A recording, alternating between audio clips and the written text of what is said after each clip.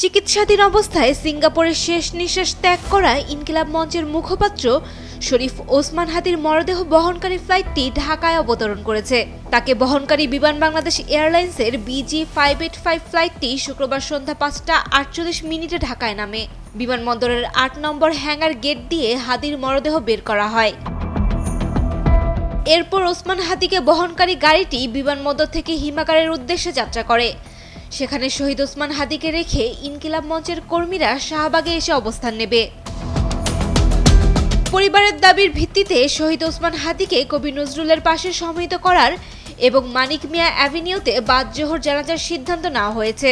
আজকের পরিবর্তে আগামীকাল শনিবার মিছিল সহ হাদির মরদেহ ঢাকা বিশ্ববিদ্যালয়ের কেন্দ্রীয় মসজিদে আনা হবে। Sayema Akter, Daily Sun.